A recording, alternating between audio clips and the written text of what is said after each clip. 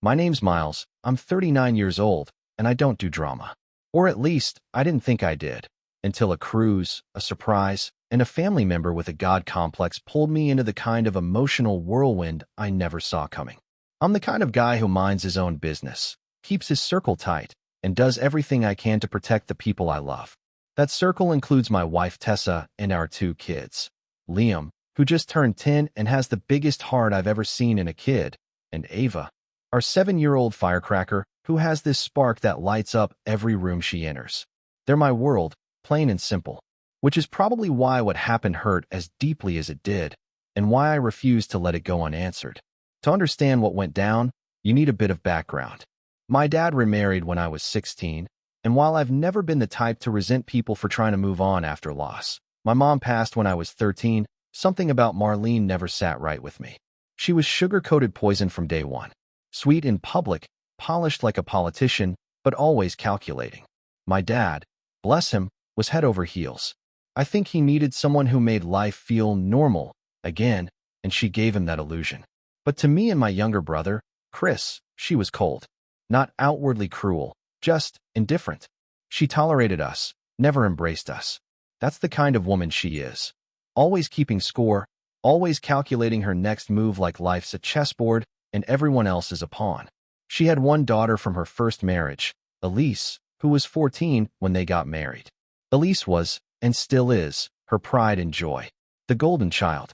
And I say that not out of bitterness, but because it was just obvious to everyone who paid attention. If Elise got a B in school, it was, well, it's probably the teacher's fault. If I got an A, it was, you should have gotten an A+. Every holiday, every birthday, it was like living in two separate worlds under one roof. Chris and I got socks and a firm handshake. Elise got a necklace, a handwritten letter, and a teary-eyed speech about how proud Marlene was to be her mom. It wasn't even subtle.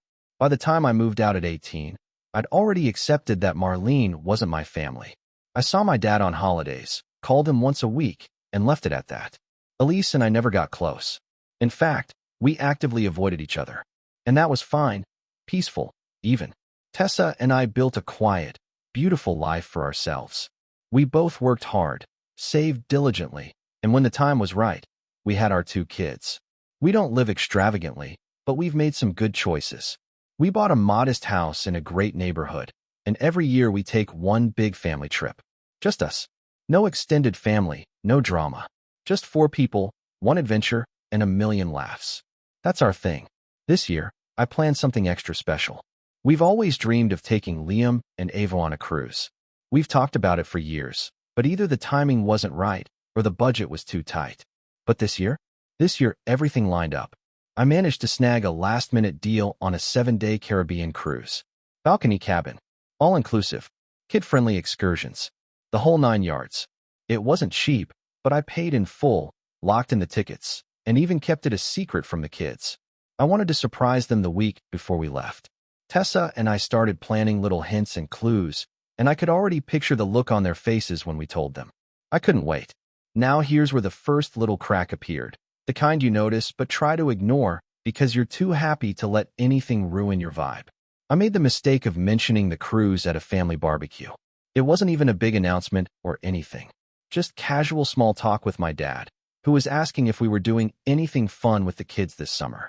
I said something like, actually, yeah, we're taking them on a surprise cruise next month. That was it. I should have noticed the way Marlene's eyes flicked over to me, sharp and quick, like a hawk clocking movement in the grass. She smiled that tight, lip-only smile of hers, the one that never reaches her eyes, and said, a cruise? How lovely. Those can be quite expensive, can't they? I shrugged, trying to keep it light. We found a good deal. Booked early. It's been on our bucket list for a while.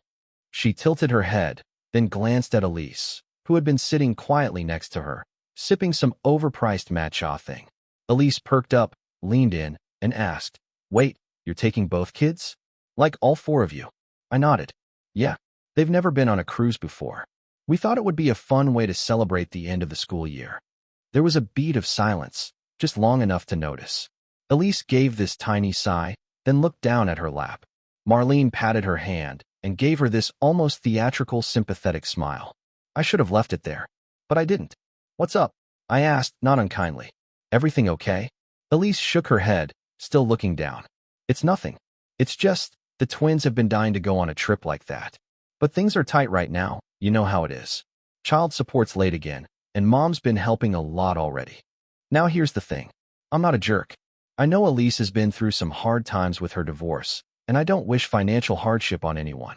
But the way it was dropped into the conversation felt deliberate, like bait. I nodded sympathetically and said something vague about wishing them the best. Then I changed the subject. But the rest of the barbecue felt off. Marlene didn't say much, but she kept watching me. And when we were packing up to leave, she walked over and said, with that same tight smile, "You're such a generous father, Miles. I hope your kids know how lucky they are." I smiled back, but something about the way she said, "your kids," made my stomach twist, like it was laced with something heavier than words. I brushed it off. For the next 2 weeks, everything seemed fine. We kept the cruise a secret from the kids, printed the boarding passes, packed the suitcases while they were at school. Tessa made a little treasure hunt with clues that would lead to the reveal. I even picked up little captain hats for Liam and Ava from Amazon. Goofy, I know, but that's just who we are. We were supposed to tell them that Saturday morning. The cruise left Monday. Everything was ready. Then Friday night rolled around. I got a call from the cruise line. At first, I thought it was just a confirmation call or maybe a last-minute schedule change. But no, the woman on the other end was polite, but clearly confused. She asked if I had made some recent changes to our reservation, specifically, a guest name change. I blinked. "No," I said slowly. "What name change?" She double-checked. "It looks like 2 of the minor guest names on your cabin were changed earlier today through our online portal. The adult names are the same, Miles and Tessa, but the children's names are now registered as Natalie and Caleb." I went cold. Natalie and Caleb are Elise's twins. I pulled up the reservation on my laptop and stared at the screen like it was in another language. Sure enough, the names had been changed. My kids' names. Replaced. I didn't understand. I had never shared my login. The reservation was under my name. I controlled the payment. How could this even happen? And then, like a slow, sickening trickle of water down the back of your neck, it hit me. 2 weeks ago, at the barbecue, I'd let my dad borrow my laptop for something. He wanted to pull up an old family recipe. I was chatting with Chris and didn't think anything of it. The browser auto-filled my login when he typed C in the address bar. Cruiseworld.com popped right up. He must have logged in without realizing it. Or worse, someone else noticed. I stared at the screen, at the new names. And then the phone call from the cruise agent played back in my head again. Name change through the online portal. Suddenly, everything clicked into place. The tight smile, the lingering glances, the carefully timed pity story from Elise, the way Marlene had emphasized your kids, the silence from my dad lately.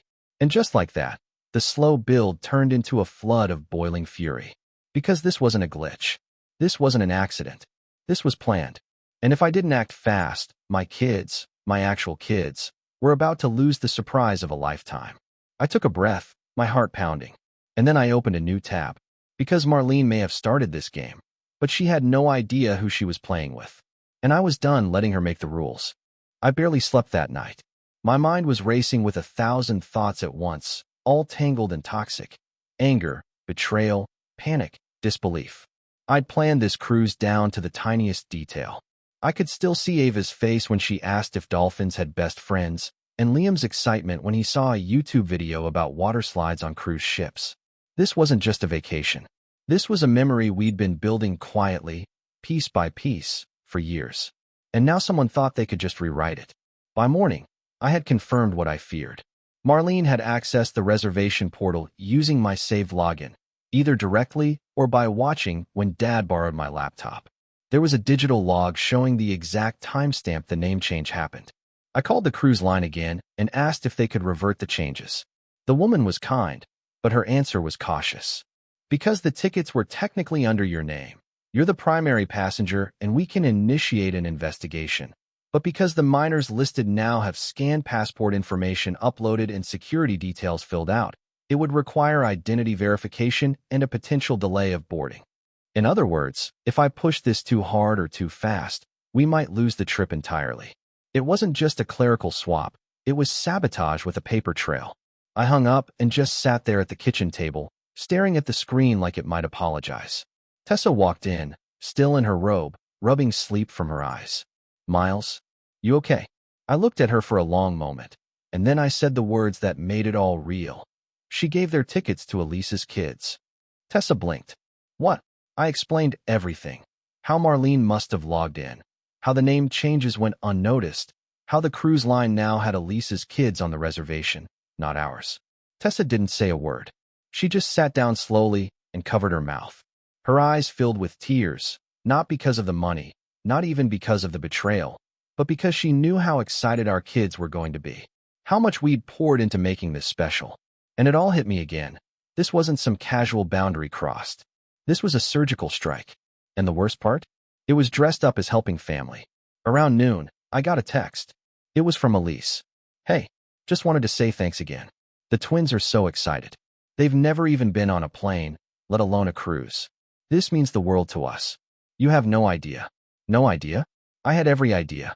That text confirmed it wasn't just Marlene acting alone. Elise knew. She knew. And instead of coming to me like a grown adult, she went through Marlene, snaked her way into something that didn't belong to her, and let me find out through a call from customer service. The gall. I didn't reply. Instead, I sat with it. Let it simmer. Let the betrayal settle into my bones like cold. And that's when I knew. This wasn't going to be another case of me brushing things under the rug for the sake of keeping the peace. Not this time. But before I could act, things got worse. Later that afternoon, I called my dad. I didn't accuse. I just asked. "Hey, quick question. Did you notice anything weird when you borrowed my laptop at the barbecue?" There was a long pause on the line. Then he sighed. "Miles, listen. Marlene mentioned something about the cruise. She said Elise might have found a way for the kids to go too. I didn't understand the details. I thought maybe you added them yourself. She made it sound like you offered." "I offered," I repeated, stunned. "Why would I offer our kids' spots to someone else?" I don't know. Marlene said you were being generous, that you understood Elise was struggling and wanted to help out." I couldn't speak for a moment. Not because I didn't have words, but because every word I wanted to say was stuck behind a wall of disbelief. "You actually believe that?" I asked quietly. He hesitated. "I didn't ask questions, Miles. You know how things are. Sometimes it's easier to go with it than stir the pot." There it was. The phrase I grew up around. Easier not to stir the pot. The same phrase that got used when Marlene gave Elise an expensive laptop for college and told me I could borrow Chris's if I needed to type a resume. The same phrase that got tossed around when Elise borrowed my car in high school and put a dent in it, and I got scolded for being irresponsible with parking. Easier. Always easier. I hung up before I said something I couldn't take back. But inside, something had snapped. We had one day left before the cruise. I couldn't fix the booking without a full review from the cruise line, which wouldn't happen in time. I couldn't confront Elise without risking her doubling down and spinning a sob story to the whole family. And I couldn't go to Marlene without her playing innocent like she always did. So instead, I played it cool. Tessa and I packed the kids' bags anyway. Kept the surprise plan going. We didn't say a word to Liam and Ava, even though it killed us. Just in case. Maybe it was foolish hope. Maybe I needed to feel like something was still in my control. That night, I got another text. This time, from Marlene. "Just wanted to thank you again for being so selfless. I know Elise was hesitant to accept your kindness at first, but this will be life-changing for those kids. You're a good man, Miles. A good son." I stared at the message, then reread it, slowly, line by line. Every word was a weapon dipped in sugar. A calculated jab wrapped in praise. Selfless. Kindness. Good son. She wasn't thanking me. She was informing me. This was her way of declaring her win. The next day, Saturday, the day we were supposed to tell the kids about the cruise, everything reached a breaking point. We went to visit my dad. He'd invited us over for a quick family lunch before the trip. Said he wanted to wish us well. I didn't want to go, but Tessa thought we should at least try, for the kids' sake. When we arrived, Elise and her twins were already there. The moment I saw them, my stomach turned. Natalie and Caleb were wearing new backpacks with cartoon cruise ships on them. Elise looked like she'd just come from a salon. She smiled at us with this calm, smug confidence like we were all just catching up before a family movie night. Marlene greeted us at the door like nothing was wrong. "Tessa." "Miles," she said brightly. Come in, come in. I made lemon bars. I know Liam likes those." Liam perked up. "I do." Ava ran inside to play with Natalie. Tessa gave me a look. Tight, controlled. I squeezed her hand. We made it through lunch in silence. Forced smiles. Hollow small talk. My dad was unusually quiet. Elise kept making vague references to how generous some people could be. Marlene kept deflecting with over-the-top praise. And then, just as we were about to leave, she dropped the match. She handed us a small card, like a thank you card. And in front of everyone, she said, "We just wanted to give you a little something. You deserve some recognition for your sacrifice." I opened the card. Inside was a $50 Starbucks gift card and a note that read, "For your kindness and generosity. The twins are going to have the time of their lives." And just like that, everything inside me flipped. This wasn't just entitlement. This wasn't just manipulation. This was mockery. A $50 gift card in exchange for my children's memories. My jaw clenched. I looked at her, then Elise, then my dad, who wouldn't meet my eyes. Liam tugged at my sleeve. "Dad, when are we doing our surprise?" I couldn't breathe. This was the moment. The exact second when all the pretending ended.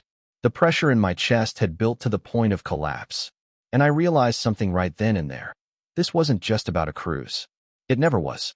This was about control. About Marlene rewriting the story of who deserved what in this family. And I was done letting her hold the pen. But I didn't explode. I didn't shout. Instead, I looked at her with the calmest voice I could summon and said, "You've made a big mistake." Marlene blinked, still holding her saccharine smile. "I'm sorry." I nodded slowly. "You think this is about a trip. It's not. It's about my kids. And what you just did, that was the last time you'll ever touch my family again." Tessa took the kids' hands. Liam and Ava looked up, confused. Elise stood frozen, half laughing like she wasn't sure if I was serious. My dad finally looked at me, silent, ashamed. I turned to leave. Marlene's voice followed me like a snake sliding through grass. "You're overreacting, Miles. It's just a vacation. Don't be so dramatic." I paused in the doorway. Then I turned back and said quietly, "You're right. It was just a vacation. But now it's something else." And then I walked out. Because I had a plan. One they'd never see coming. I didn't cry when we got in the car. I didn't scream, or punch the steering wheel, or spiral into a rant the way I probably should have.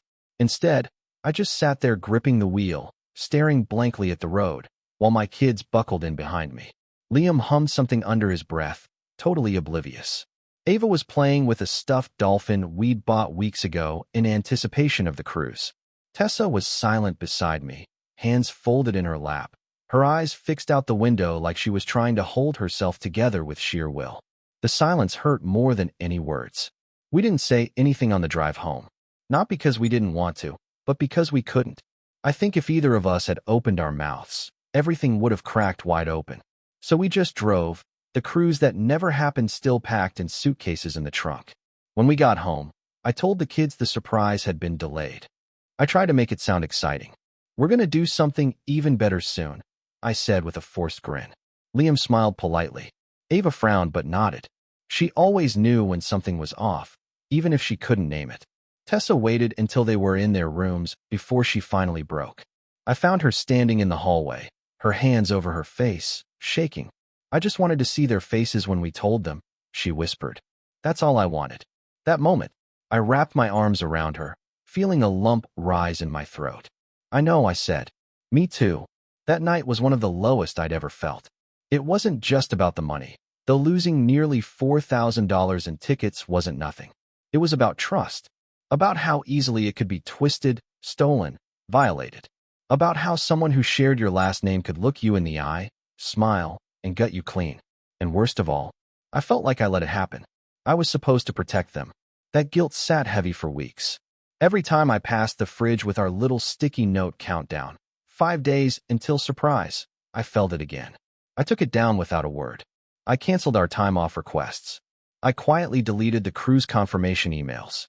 We told the kids we'd do a beach trip instead, but the spark wasn't there. And I started noticing changes, small things. Liam stopped talking about dolphins.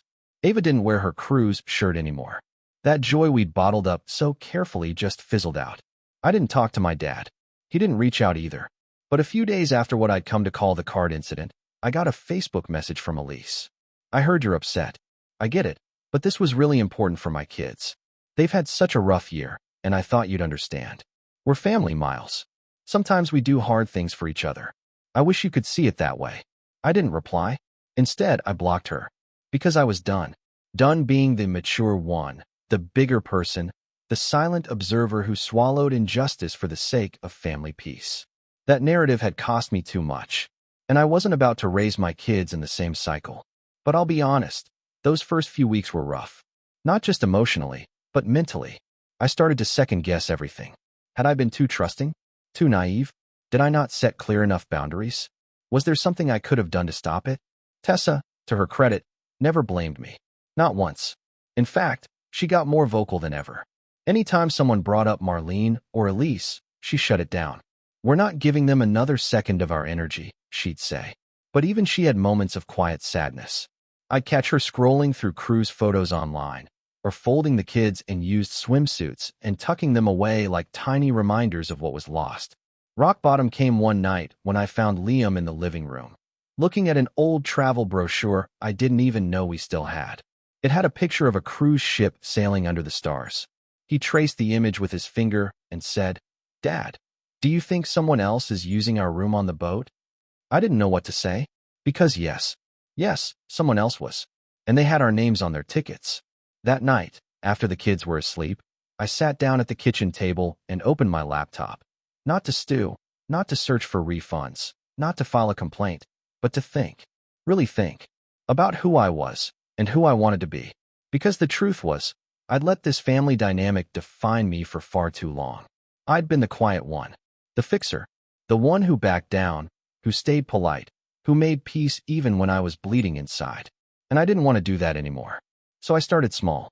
First, I canceled every holiday gathering we usually hosted or attended with my dad's side of the family. Birthdays, anniversaries, barbecues. I told them, kindly but firmly, that we were taking some space. Not out of malice, but because we needed to protect our peace. Marlene tried to call. I let it ring. Elise sent an email. I deleted it. My dad sent a long, vague message about missing the kids.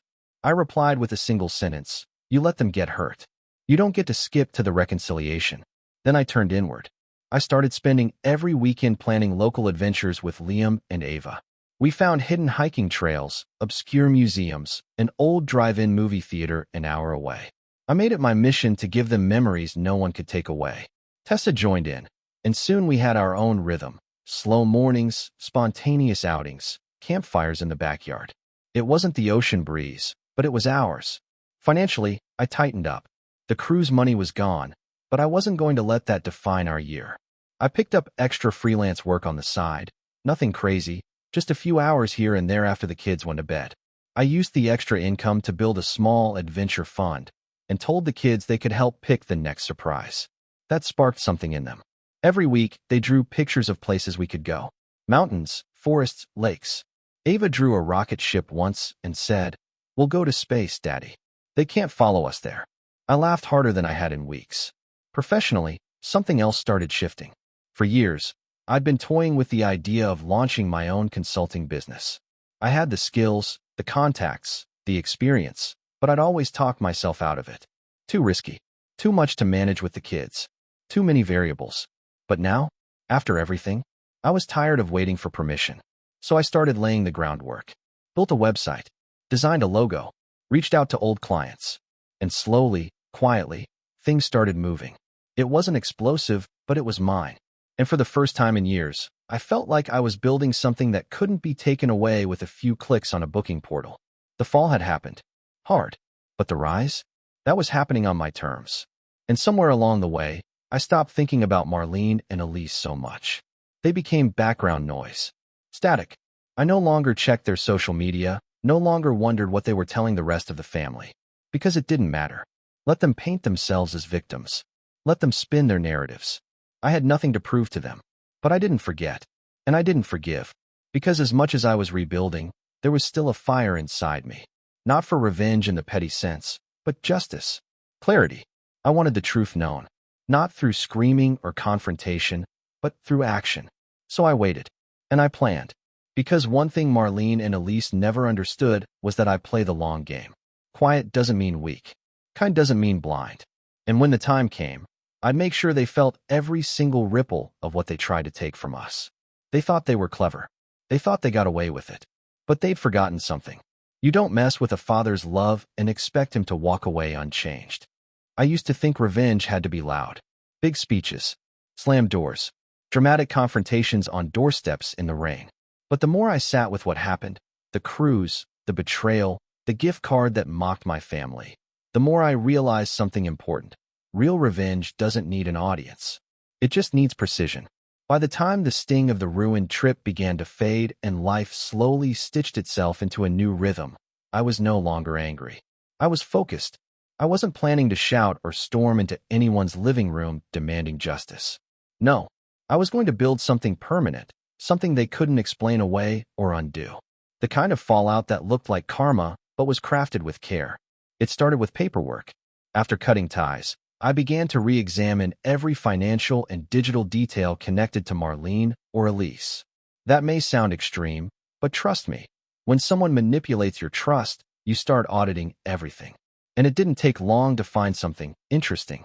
Back when my mom passed, she left a small inheritance in a trust. It wasn't much, some savings, a small piece of land near the lake we used to visit every summer. My dad, to his credit, never touched it.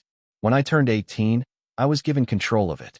Over time, I let it sit, appreciating modestly. I'd always meant to build something meaningful there, but life got in the way. Marlene never liked that property. She once called it a mosquito swamp with delusions of grandeur at Thanksgiving.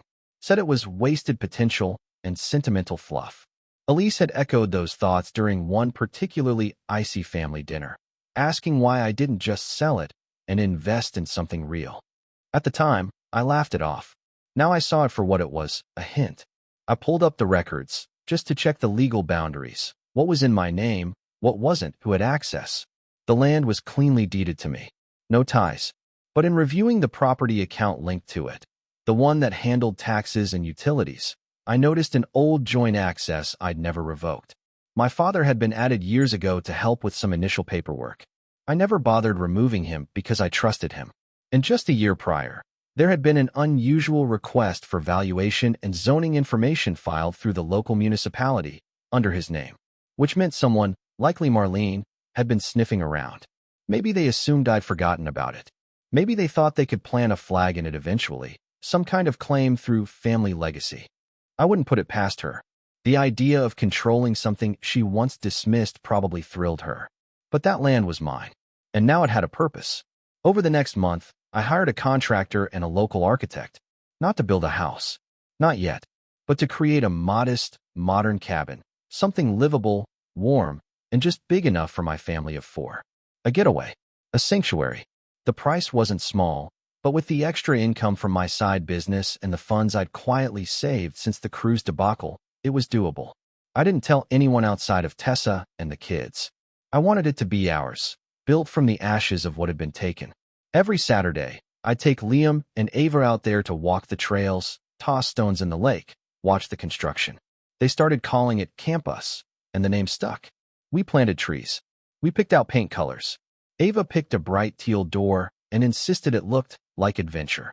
Liam helped clear a small fire pit and started sketching plans for a treehouse. It became our cruise, the memory no one could touch or rename. And while all that was unfolding quietly, something else happened. I got a call from an old friend of mine, Mark, who ran a local community center. He needed help organizing a series of workshops for parents, financial literacy, career transitions, home budgeting. I'd done a few of these before and always loved them. He asked if I could host one in the fall. I said yes. That workshop changed everything. What started as a single session turned into 3, then 6. Then a local nonprofit reached out. Then a school district. Word spread that I was good with people, honest, helpful. My consulting business, which I'd launched more as a side hustle, began to take off. Not overnight, but with steady traction. And every client I helped, every family I supported, every young adult I mentored, it added fuel to the quiet fire inside me. Because I wasn't just rebuilding. I was thriving. And Marlene, Elise, they had no idea. Until one day, a mutual acquaintance let something slip.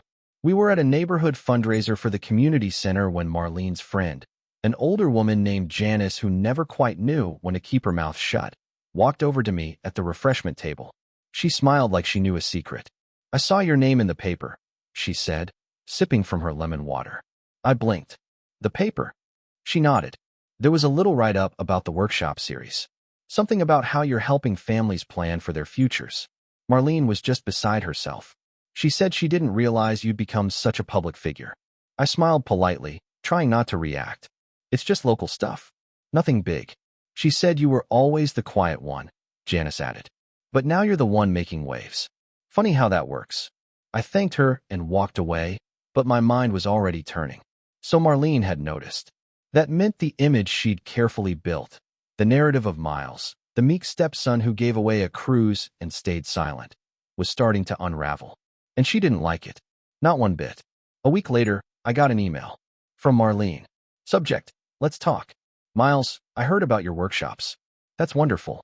I always knew you had potential. I think we should get coffee sometime and catch up. There's no need for all this distance. Families should be able to disagree and still support each other. Let's talk. I didn't respond. Because now I knew something she didn't. I didn't need her. That knowledge was power. And I wasn't done yet. Because while I had moved on personally and professionally, there was still one piece left to play. A final card. And for that, I needed help. I reached out to Chris, my younger brother. We hadn't been especially close over the years, but after the cruise incident, he'd quietly reached out. Sent me a short message. Saw what they did. I'm sorry. Let me know if you need anything. At the time, I just said thanks. Now I needed him. Chris was sharp. Always had been. He worked in tech, and while he wasn't the hacking type, he knew systems. How people moved through digital spaces. How footprints got left behind. I asked him if there was any way to confirm, beyond a doubt, that Marlene or Elise had accessed my cruise booking. He called me that night. Not only did they access it, he said, they logged in 3 separate times in the week before the cruise. I traced the IPs, same location as your dad's house. One of the sessions uploaded 2 passport PDFs, likely scanned from a phone. They didn't even mask the file names. Caleb_passport, JPG, real smooth. That was the proof I needed. Not to press charges or make a scene, but to take control of the story. I compiled the evidence, screenshots, timestamps, access logs, and filed a formal report with the cruise company's fraud department. Not because I expected a refund. I didn't. But because it created a paper trail. A black mark. Something official. Something that couldn't be explained away at the next family dinner. And once that report was submitted, I made a choice. I scheduled a family meeting. Not a trap. Not a blow-up. An invitation. I told my dad, Marlene, and Elise that I wanted to clear the air, one time, one meeting, and then we go our separate ways. My dad was hesitant, but agreed. Marlene replied with a polite, looking forward to it. Elise didn't reply at all. I booked a private room at a neutral spot, a quiet library conference room near downtown. No drama. No theatrics. Just 4 chairs. 1 folder. Inside the folder, the proof. This wasn't going to be revenge by screaming. It was going to be revenge by exposure. And I was ready. Because after all this time, all the gaslighting, all the manipulation, all the fake smiles and sugar-coated sabotage, it was finally my turn to speak. And they were going to listen. The day of the meeting arrived, and the sky was overcast. One of those gray, heavy afternoons that made the world feel muted and serious. I drove alone. Tessa offered to come, but I told her no. This was something I had to finish on my own. Not because I wanted to face them. Frankly, I didn't. But because I needed to. I wasn't walking into that room to yell or rage or demand apologies I'd never get. I was walking in with the truth. The kind of truth that strips every lie bare, no matter how thickly it's wrapped in family pleasantries. The library conference room was quiet, clean, and cold. Neutral ground. I got there 15 minutes early, set down the folder, and waited. My hands were steady. My heart wasn't racing. I wasn't there to fight. I was there to end something. At 3:02 p.m., they walked in together. My father first. Eyes tired, shoulders hunched like he already knew what this was going to be. Marlene next, with her signature pastel scarf and the practiced poise of someone who thought the world would bend before she'd ever admit fault. Elise trailed behind, holding her phone like a shield, barely glancing at me. They took their seats. "Thank you for coming," I said calmly, sitting down across from them. No small talk. No forced smiles. I asked you here because this will be our last conversation. After today, we're done. So I'm giving you the opportunity to hear the truth. Nothing more, nothing less. Marlene crossed her legs, feigning grace. Miles, I think you're blowing all of this. I raised a hand. No, you don't get to set the tone anymore. Just listen. I opened the folder and slid 3 pages across the table. Screenshots, timestamps, and IP logs showing who accessed my cruise account. Dates, times, device types. One even listed Samsung Galaxy S9 with a location match to my father's home Wi-Fi. On June 9th, at 2:13 p.m., someone logged into my cruise reservation from your address. That session changed the names on the booking. It also uploaded passports labeled Caleb_passport, JPG, and Natalie_form.pdf. These aren't accidents. They're not misunderstandings. They're intentional acts of fraud. Marlene's lips twitched. I don't know what that proves. Anyone could have. Elise, I said, turning to her. Did you or did you not send me a thank you text before I even knew the names had been changed? She looked up from her phone, her face stiff. I was trying to be gracious. Mom said you were offering the trip. My father finally spoke. That's what I was told too. Told by who? I asked quietly. Because I never said that. Not once. Not in person, not by text, not by smoke signal. And you never asked me, Dad. You just accepted it. He had no response. Just looked down at the table. I leaned back in my chair, letting the silence settle. This wasn't a misunderstanding, I said. It was theft. You took something from my kids. You made them believe they were going on a trip they'd been dreaming about for years. And then you handed it to someone else and called it generosity. Marlene exhaled sharply, like I was being dramatic. Miles, they're children. They'll get over it. Elise was going through. This isn't about Elise, I snapped. This is about you, Marlene. You orchestrated it. You lied. You manipulated my father. And you raised Elise to think she's entitled to whatever she wants, even at the cost of other people's happiness. And guess what? I don't care why anymore. I just care that it stops. Now, Elise finally spoke. So what? You're going to cut us off forever over a trip? I looked her in the eye. I already have. They blinked. This meeting isn't to ask for anything, I said. It's to let you know what happens next. I pulled out the last 2 pages from the folder and slid them across the table. The first was a printed copy of the official fraud report I'd filed with the cruise line. The second was an email chain with the company's legal department confirming they had blacklisted Elise and Marlene from future bookings due to fraudulent activity. Any attempt to rebook would flag their accounts and be denied pending further review. Marlene's mask cracked for the first time. You reported us? I did. Because there have to be consequences.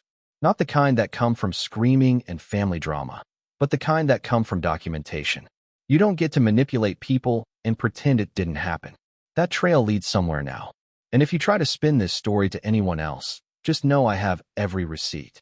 Elise stood up, furious. You think this makes you some kind of hero? You ruined our summer. I stared at her. You ruined your own summer. I just made sure the truth followed you. She stormed out. My father looked at me, his face pale. Miles. I shook my head. I'm not doing this anymore, Dad. I spent most of my life trying to keep things peaceful, being the one who let things go. But letting it go is what gave Marlene permission to keep going. And I can't raise my kids around that kind of lesson. He looked like he wanted to say something, but for once, he didn't. He just nodded. Maybe he finally saw it. Maybe he finally realized how deep it had gone. Marlene stood. This is petty, Miles.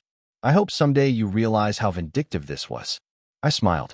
Petty would have been showing up on the cruise ship with a megaphone and a list of your crimes. This was me being calm and thorough and done.